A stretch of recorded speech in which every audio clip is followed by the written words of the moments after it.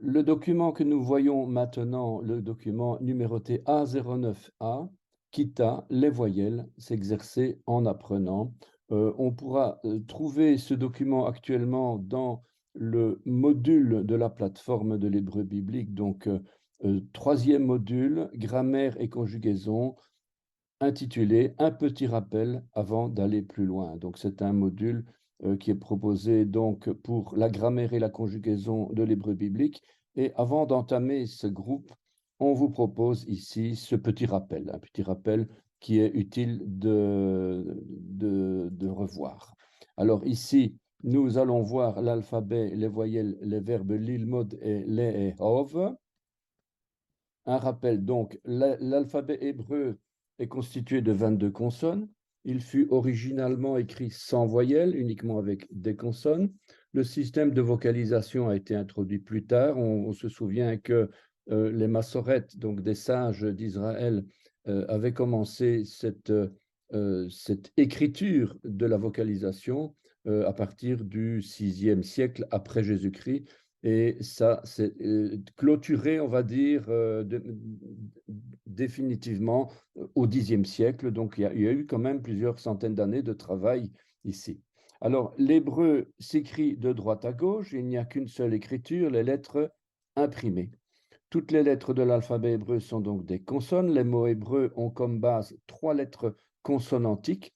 Ces 3 consonnes s'appellent la racine, dont toutes les significations, toutes les nuances sont dérivées de cette racine. Mais la signification de base va se trouver dans la racine elle-même, donc dans les 3 lettres.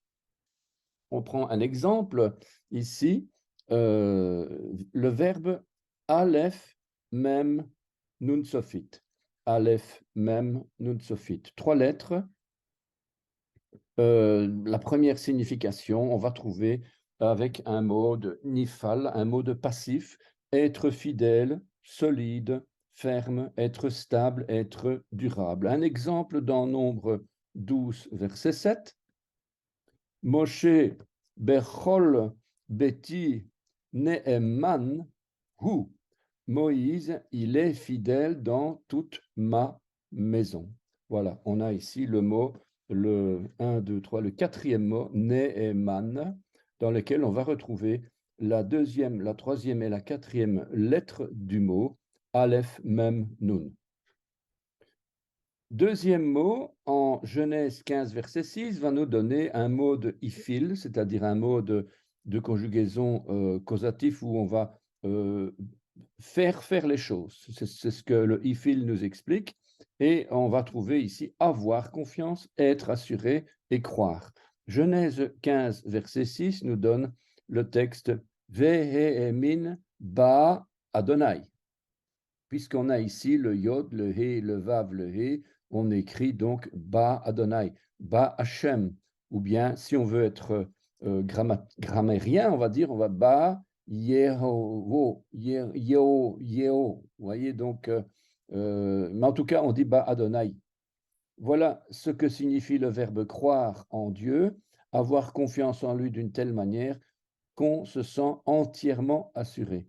Et aussi être fidèle à lui, solide et ferme dans toutes les circonstances jusqu'au bout.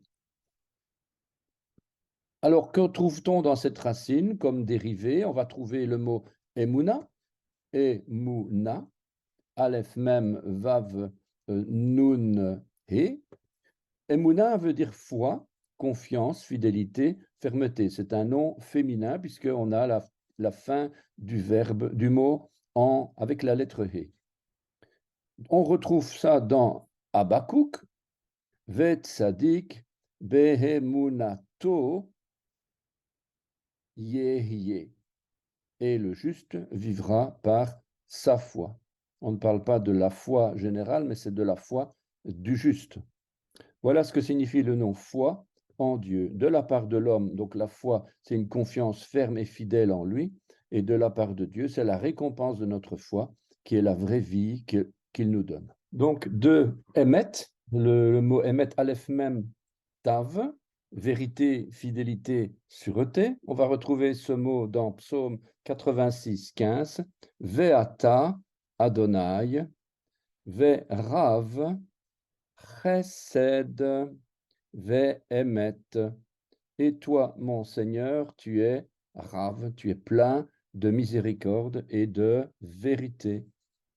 Voilà ce que Dieu révèle par ce nom vérité de son caractère. Il est plein de vérité ou pleinement la vérité. Et la vérité qui se trouve en lui est sûre jusqu'au bout. Sans voyelle en hébreu et en français, ce texte serait écrit ainsi.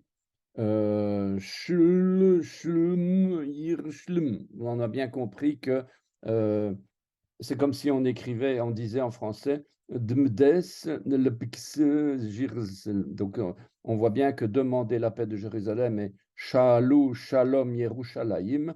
On voit vraiment que les voyelles doivent d'être connues en fait. Hein. Difficile à lire. Alors comment être sûr de quelle voyelle à prononcer à quel moment? C'est pourquoi quand l'hébreu avait cessé d'être une langue parlée et que la prononciation correcte du texte sacré de la Bible était en voie de disparition, il a été nécessaire d'ajouter des signes vocaux. Alors, quelques règles. En hébreu, les voyelles ne sont pas des lettres, mais des signes. Deuxièmement, elles ne sont jamais employées seules. Elles accompagnent toujours une consonne et sont prononcées après celle-ci. Donc, on prononce d'abord la consonne et puis la voyelle. Elles se placent au-dessus, en dessous et ou au milieu des lettres. En hébreu, on distingue trois sortes de voyelles, les voyelles longues, les voyelles brèves et les semi-voyelles. Les voyelles longues et les voyelles brèves forment les voyelles complètes. Les semi-voyelles, elles n'en sont pas. Ce ne sont pas des vraies voyelles en fait. Hein. En hébreu, il y a un phénomène curieux. Certaines voyelles longues et toutes les voyelles brèves peuvent être abrégées, c'est-à-dire devenir une autre voyelle ou une semi-voyelle, ou même elles peuvent disparaître complètement. Quelques exemples. Devenir une autre voyelle, eh bien, on prend un mot, le pied ou la jambe, au singulier regel, resh gimel lamed, regel, avec deux ségoles, regel.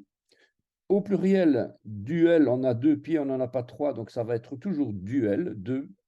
Donc c'est un pluriel en haïm. Donc on va avoir raglaïm. Le regel, ce n'est pas regeleim ou quelque chose du style, non, on va dire raglaïm. Ici, une voyelle brève, le ségol, devient une autre voyelle brève, le patar. Donc le ségol, les trois points, deviennent le patar, un petit trait souligné. Un autre exemple, devenir une semi-voyelle abrégée. Le mot katsir, la moisson au singulier, katsir au pluriel, on va dire ketsirim, ketsirim. Ici, une longue voyelle kamatz, katsir, donc c'est un kamatz, va devenir une semi-voyelle sheva. Katsir va devenir ketsirim. Les voyelles longues qui peuvent être abrégées ou disparaître, c'est donc trois types de voyelles ici, le kamatz, le tséré et le cholam. Le kamatz, c'est le petit T qu'on met en dessous de la consonne. Le tséré, ce sont deux petits points que l'on met en dessous de la consonne. Et le cholam, ou le cholem, c'est un petit point qui se trouve en haut à gauche de la consonne. Et donc, on va avoir kamatz, tséré et cholam. Ce sont des voyelles longues, mais qui peuvent être abrégées. Et toutes les voyelles brèves peuvent être abrégées ou disparaître. Cependant, dans le groupe de voyelles longues, certaines ne peuvent ni s'abréger ni disparaître. Celles-ci s'appellent des voyelles invariables.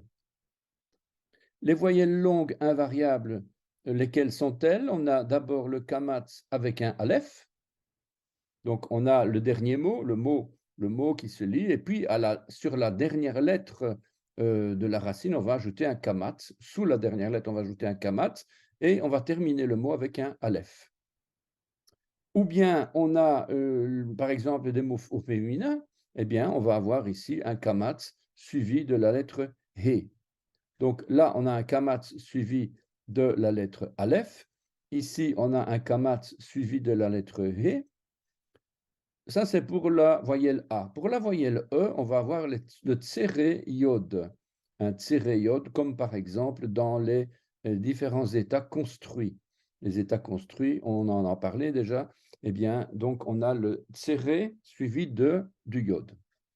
Le hirik yod, c'est le hirik sur la dernière consonne, sous la dernière consonne, et suivi du yod. Le cholam vav, c'est un cholam qui se trouve à gauche d'un vav, cholam vav ou cholem vav, où on trouve aussi quelques cas, bien sûr il y en a, c'est certain, c'est un petit peu moins fréquent, mais ce sont des cholem ou cholam sans le vav. Donc il se trouve tout simplement à gauche de la consonne. On a enfin le shuruk, le point qui se trouve au milieu du vav, pour former la voyelle ou. Après le système de vocalisation que l'on appelle diacritique, établi à Tibériade, la tradition des Ashkénazim et des Séphardim présente quelques différences de prononciation. Par exemple, le kamatz, chez les Ashkénazim, vont être appelés kamatz, vont être lus haut, hein, kamatz chatouf. Chez les Séphardim, le kamatz va être lu A ou le kamatz chatouf haut. Donc, on a les deux cas. Mais la prononciation des séphardim est en général considérée plus correcte. L'hébreu moderne, lui, il suit la tradition séfarade. Le sheva, la semi-voyelle. Alors, le sheva, ce sont deux points verticaux et il y en a trois sortes. On a d'abord un sheva vocal. Un sheva vocal, c'est un sheva qu'on entend. Donc, c'est un E tout simplement, un E très bref. E. Vocalisé et bien prononcé. Ensuite, on a un sheva silencieux. Donc, pour rappel, le sheva vocal, on va appeler aussi un sheva voisé. Pour le sheva silencieux, qui est un sheva que l'on n'entend pas, ou en tout cas qui est prononcé doucement et on ne l'entend pratiquement pas, le sheva silencieux, que l'on va aussi appeler un sheva quiescent, eh bien, ce sheva silencieux va être non prononcé, muet, et va être considéré comme une pause, en fait. Et il va marquer aussi la fin d'une syllabe. Toutes les syllabes, généralement, possèdent un sheva, mais qui ne s'indique pas. Ensuite, donc, on avait le sheva vocal, le sheva silencieux, et enfin le sheva composé. Uniquement, ce sheva composé est uniquement, ne se trouve uniquement qu'avec les lettres gutturales. Aleph, He, Chet, Aïn. Aleph, He, Het, Aïn. Exemple que, donc que, Asher, donc c'est un sheva composé, on a un sheva suivi d'un patach. Pour Elohim, on va avoir un ségol précédé d'un sheva, donc ça nous donne en tout 5 points. Eh bien, on va dire Elohim. Naomi, là, ça va être un sheva suivi d'un kamatz, et on va le prononcer na, o, on va prononcer o. Donc, on a le kamatz na, et puis le aïn va être prononcé o, donc on va dire Naomi. Donc, c'est toujours, il faut faire très attention parce que on mélange parfois ces pinceaux ici. Donc, sheva kamatz, c'est un O. Alors, le sheva simple. Comment est-ce qu'on va différencier un sheva vocal d'un sheva silencieux? C'est une bonne question parce que souvent, on se mélange vraiment littéralement les pinceaux avec ça. Alors, il y a quelques règles. Alors, très important, le sheva sous la première consonne d'un mot est toujours un sheva vocal. Shema Israël Adonai Elohim. Eh bien, Shema, c'est un mot qui se prononce Shema. et pas Shema. Le E, il est prononcé parce qu'il est au début du mot. Deuxième règle, deux Sheva qui se suivent au milieu d'un mot, mais jamais au début d'un mot. Quand on en a deux qui se suivent, le premier est silencieux et le deuxième est vocal. Un exemple, if, ke, du. On a deux Sheva qui se suivent, en dessous, le premier en dessous du P, ou du fait, pour être plus précis, puisqu'il n'y a pas de dagesh à l'intérieur, donc on va dire fait.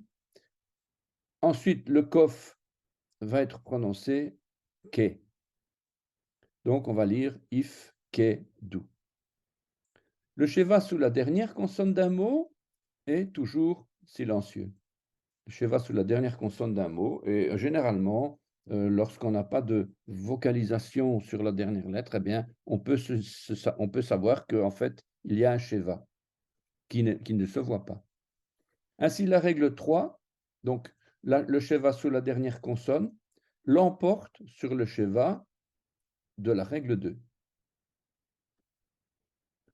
Exemple, tu as supervisé. Voilà, tu as supervisé, pas cadette, pas cadette. Tu as supervisé, donc pas cadette. La règle 3 l'emporte sur la règle 2, et la règle 3, c'est le sheva sous la dernière consonne, est toujours silencieux. Donc, on ne va pas dire pas cadette, puisque la règle if kedu nous dit le premier est silencieux et le deuxième vocal. Or, ici, comme c'est à la fin du mot, on ne va pas avoir ce cas-là, on va avoir pakadet. C'est le contraire. Le sheva au milieu d'un mot est parfois vocal, parfois silencieux. Le sheva qui suit un dagesh chazak. Qu'est-ce que c'est qu'un dagesh chazak? Le dagesh, c'est un point à l'intérieur de la lettre. On va en retrouver beaucoup dans la lettre bet, kaf, etc. Eh bien, ici, on a yedaberu, yedaberu. Le sheva qui suit un dagesh chazak, il est vocal. Pourquoi est-ce que je dis qu'il suit? Puisqu'il se trouve en dessous de cette lettre, parce qu'on prononce d'abord la consonne et puis la voyelle. Et comme on lit d'abord yeda be rou. Donc, comme le dagesh se trouve dans la consonne, le e ici, il est vocal. Donc, le sheva qui suit. Le sheva se lit après la consonne bête. C'est pour ça qu'on dit qu'il suit un dagesh razak. Deuxième point, le sheva qui suit une syllabe non accentuée peut être vocal ou silencieux.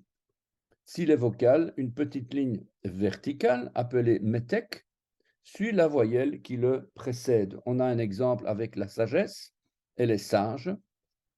Chachema, chachema, chachema. On a ici un metek qui suit le kamatz. Donc, on a le kamatz, ha, et puis on a un metek.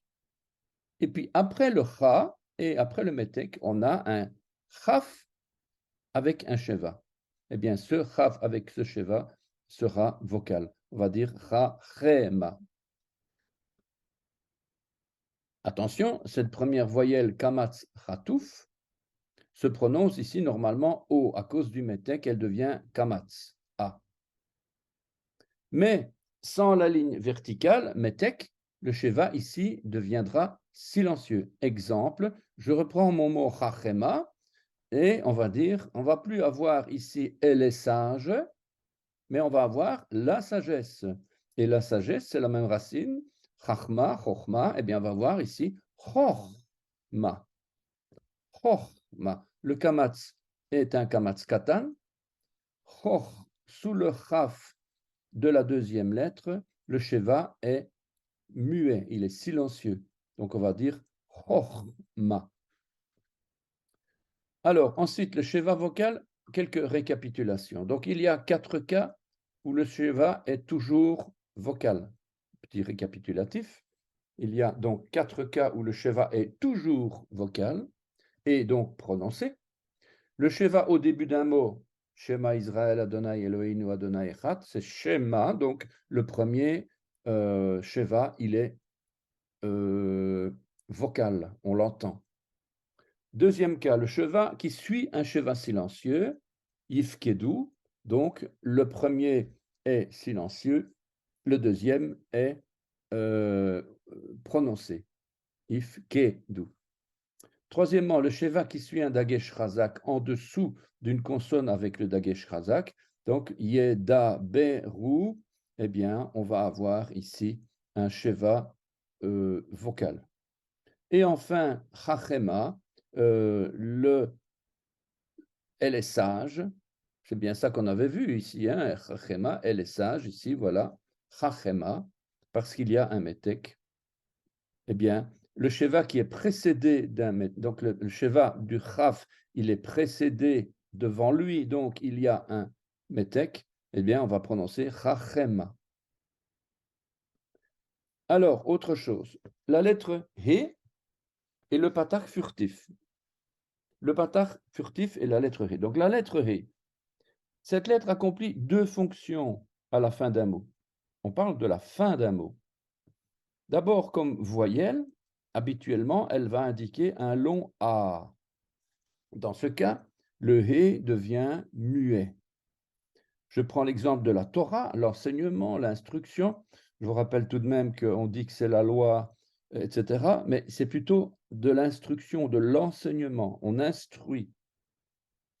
Et donc, Torah se termine avec un kamat sous la lettre resh et avec un he à la fin du mot. Et on va prononcer A, Torah. Comme consonne, point B, comme consonne, le he est prononcé. Un petit point s'appelant mapik est inséré au milieu de cette lettre. Exemple, gavar. Gavar. Être haut, élevé, grand. Eh bien, gavar, on entend le he. Déjà comme ça, on l'entend. Gavar, gavar. Mais ici, on va avoir gavar. Ce n'est pas un chet. Il faut faire très attention de ne pas être tenté de prononcer un chet. Il s'agit d'un he qui est prononcé. Bien sûr, on n'exagère pas parce que le he, généralement, comme dans Torah, on n'entend pas le he. Torah, on ne va pas dire Torah, Torah. Là, par contre, dans le gavar, on va entendre la lettre he, le souffle, le souffle, la lettre he signifie le souffle, donc on doit l'entendre, donc sans exagération. Alors, on va rentrer dans cette fameuse conjugaison, puisque c'est un petit peu l'idée, c'est d'arriver à pouvoir conjuguer les verbes. Eh bien, mieux vaut commencer le plus tôt possible. Et ici, j'apprends l'hébreu par la pratique. Alors, quelques rappels importants. Si je suis un garçon et que je dis j'apprends l'hébreu, alors on dira Ani lomed ivrit. Ani, c'est sans genre, il n'y a pas de genre, ni masculin ni féminin. Lomed, c'est un masculin. Ivrit, c'est le verbe. Si par contre je suis une fille, alors je dirais Ani lomedet ivrit. On a comme pronom de manière tout à fait générale Ani, je, moi. Ata, tu, au masculin singulier. At, tu, au féminin singulier. Hu, lui là, lui le gars là. Ou il, masculin singulier. Ou hi, elle, la fille là. Elle, au féminin singulier. Anachnu, pas de genre, c'est masculin et féminin. Vous, au masculin, atem, ou vous, au féminin, aten. Eux, ils, au masculin, hem, et elles, hen. Voilà donc la règle principale, avec quelques nuances bibliques où on va retrouver hemma, anochi, enfin il y a toute une série d'autres dérivés. Mais en fait, ici, ani, en fait, n'est pas un dérivé, anochi n'est pas un dérivé, c'est plutôt ani qui est un dérivé de anochi. Enfin bon. Alors, ça, c'est donc les pronoms. Alors, les suffixes des conjugaisons. On a donc les verbes sont suffixé, c'est-à-dire qu'à la fin de la racine, on va retrouver une terminaison, une fin de racine. Deux exemples ici, j'ai le verbe lilmod. Lilmod, c'est enseigner, instruire, apprendre. Le verbe apprendre, lilmod, on aura à la suite des mots suivants. Lomed, c'est le verbe à la première et la troisième personne du masculin singulier. Je vais dire Ani lomed, j'apprends ou j'instruis, ou bien lui là, il apprend, donc hu lomed au masculin. Pour les filles, on va dire Ani lomedet ou hi lomedet ou at lomedet, la deuxième personne aussi. Pour le masculin pluriel, on va avoir l'homme-dim, le pluriel tout simple, le im, et au féminin pluriel, l'homme-dot. Donc, comment est-ce qu'on va décliner les verbes? De manière générale, on décline toujours les verbes avec 5 termes. L'infinitif, la déclinaison, la conjugaison à la première et troisième personne du masculin singulier, la première et la troisième personne du féminin singulier, masculin pluriel, féminin pluriel. On va dire comme ça, donne-moi le verbe l'ilmod, l'ilmod, l'omed, l'omedet, l'omdim, l'omdot. Voilà, c'est tout, on ne demande rien d'autre. Même chose pour le verbe aimer, le verbe lehehov. Ohev, ohevet, ohavim, ohavot. Donc, lehov, ohev, ohevet, ohavim, ohavot. On a quand même une lettre hi. Voyons justement ce verbe lilmod, étudier, apprendre, instruire.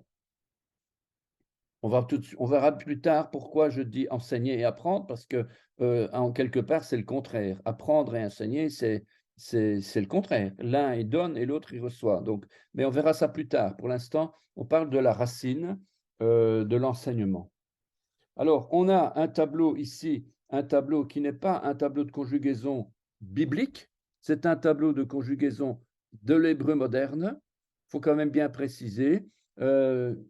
C'est une règle générale et on va revoir par après les règles au niveau biblique. En attendant, on a ici un tableau qui va nous donner l'infinitif lil mode, donc étudié, la racine lamed mem dalet, trois lettres entre lesquelles on met un point.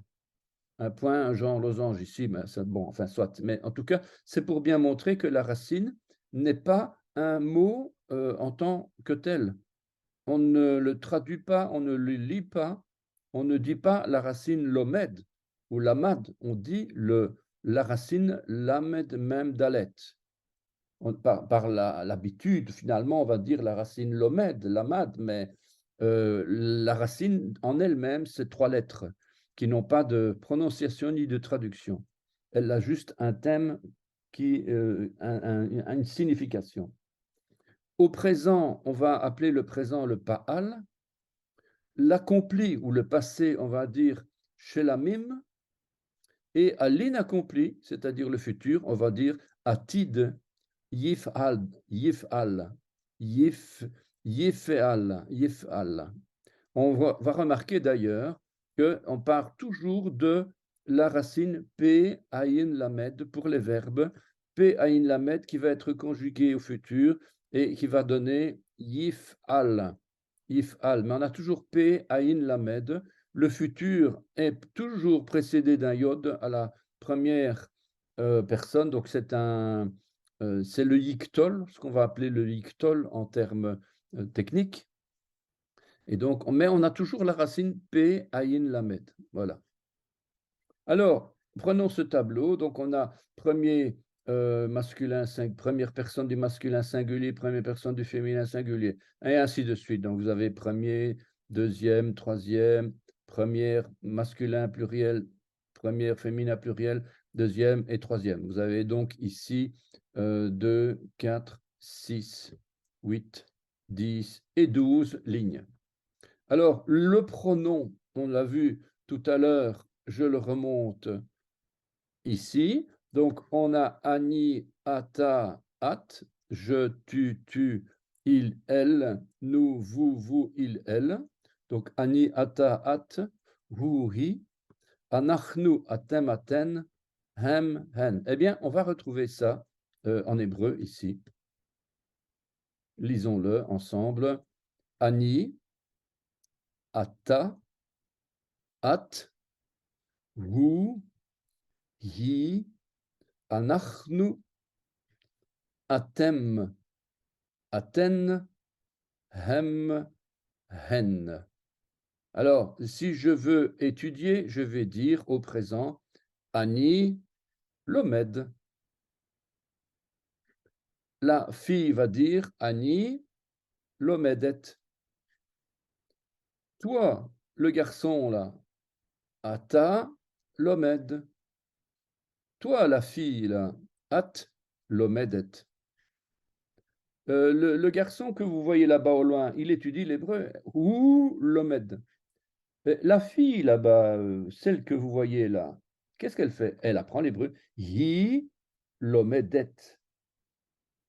Nous, au masculin, nous les hommes, anachnu lomedim. Les femmes, anachnu lomedot. Vous, atem lomdim, aten lomdot, hem lomdim, hen lomdot. Voilà le principe de base du présent. Ce n'est pas bien compliqué, il faut simplement retenir le ed, edet, im, ot. Et on prend la racine et on ajoute ces terminaisons en suffixe. Maintenant, on est au présent. Maintenant, on va prendre le passé.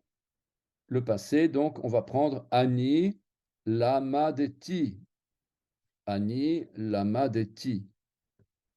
On va remarquer que dans le passé, c'est-à-dire que c'est de l'accompli. Le passé, en hébreu biblique, on n'appelle pas ça le passé, on va dire l'inaccompli. L'accompli, le passé, c'est fini, il est accompli. Eh bien, on va remarquer que la racine, elle commence toujours le verbe et elle se termine par des suffixes. Lamadeti, ani lamadeti, ata lamadeta, at lamadete, hu lamad, hi lamda, anachnu lamadenu, anachnu lamadenu aussi pour le féminin, atem lamadetem, aten lamadeten, hem lamdu, pardon, hem lamdu, hen lamdu. Même chose, masculin, féminin. Donc, on voit que la racine lamed mem dalet, elle est partout au début, elle ne change pas. Il y a juste la vocalisation qui change, mais on a une terminaison en suffixe. Par contre, pour le futur, ça va être l'inverse. Pour le futur, donc les choses ne sont pas encore arrivées, donc on va avoir la racine à l'arrière et des préfixes qui vont s'ajouter. Donc on va avoir lamed mem dalet à chaque fois, mais seulement on va avoir ani elmod. Le aleph vient devant la racine. On va dire ani elmad. Ani elmad pour le féminin aussi. Ata tilmad. At tilmedi. Hu yilmad. Hi tilmad. Anachnu nilmad. Anachnu nilmad. Atem tilmedu. Aten tilmedu, c'est la même chose. Hem yilmedu et hen yilmedu. Voilà donc la base de la conjugaison au présent, au passé et au futur du verbe enseigner.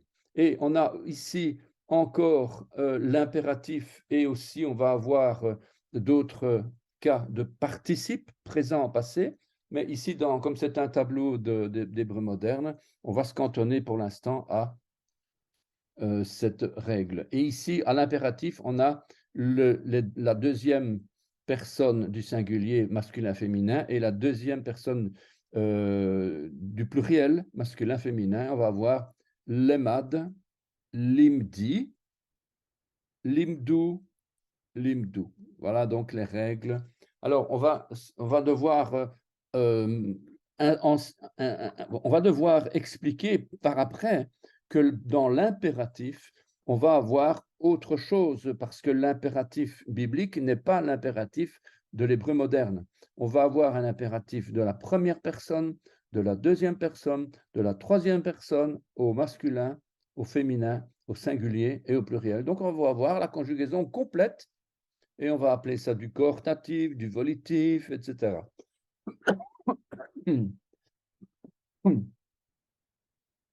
Donc, on va appeler ça de l'impératif volitif, coortatif, etc. Donc, il y a des mots pour la première, pour la deuxième ou la troisième personne. Donc, de l'impératif à la première personne, c'est « je veux faire ceci » ou bien « que je fasse ceci » ou bien si je dis par exemple que mon âme loue l'Éternel et n'oublie aucun de ses bienfaits, eh bien, voilà, par exemple, un impératif. Ça, c'est donc le verbe lilmod. Ensuite, allons plus loin et on a ici le verbe aimer. Le verbe aimer. La racine, c'est aleph, he, vet. Aleph, he, vet. Ahav, ahav. Le'ehov, ahav. Pa'al, puis neronit, geronit. Pa'al, geronit. Nahem, nahe, geronit. Alors, on va avoir ici Ani ohev, Ani ohevet. Ata ohev, at ohevet.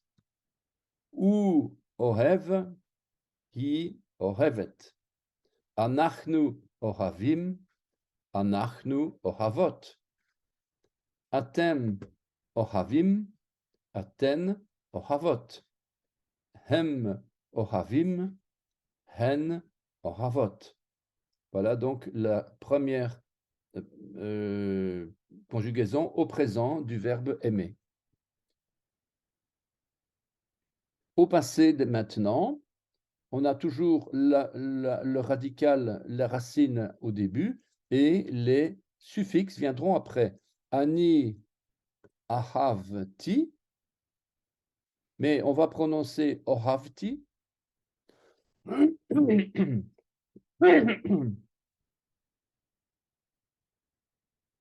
Ata ohavta, ohavte, ohav, ohava, ohavnu, ohavtem, ohavten, achavu, achavu. Ça, c'est donc le passé. Alors, suivant que ce soit séfarade ou ashkénaze, on va dire ani ahavti ou ani ohavti. Vous voyez que le kamatz, parfois, il se prononce a ou bien o. Ensuite, pour le futur du verbe aimer, on va dire ani ohav. Vous voyez que le cholam se trouve sur la racine et il n'y a pas de vav ici. Donc, c'est un cas, on dit que c'est rare, mais en fait, il n'est pas si rare que ça. Donc, on va dire ani ohav. Ata tochav. At tochavi. Hu yechav. Hi tohav. Anachnu nochav. Anachnu nochav. Atem nochavu. Aten tohavu. Hem yohavu, hen yohavu. Ça, c'est donc la conjugaison future et à l'impératif, ata et have. On ne va pas prononcer le ata puisque c'est un pronom, puisque c'est de l'impératif, mais en tout cas, ici, la signification, c'est la deuxième personne, donc have, havi, et puis havu et havu, la même chose pour la deuxième masculin ou féminin pluriel.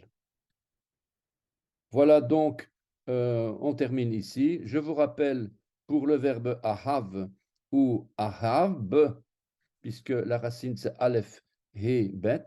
La racine primaire, que veut-elle dire? Elle veut dire aimer, amant, ami, plaire, plaisir, avide. On va retrouver cette racine pour l'amour humain, pour l'amour familial, pour l'amour sexuel, pour l'amour humain, pour quelque chose, aimer quelque chose, la nourriture, mais aussi aimer Dieu.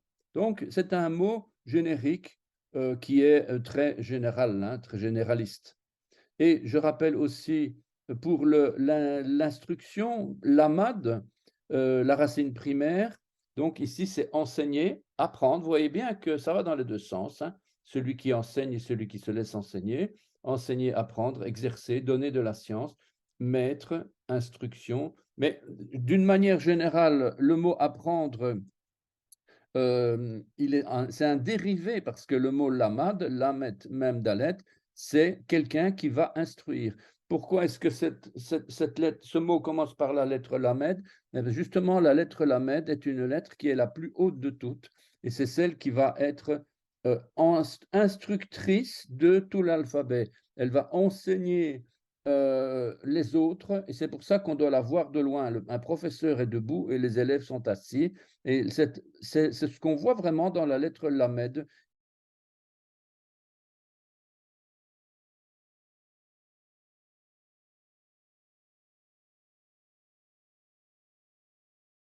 qui est plus haute, plus grande, parce qu'on doit la voir, pas par orgueil, c'est la signification prophétique de ce mot enseigner.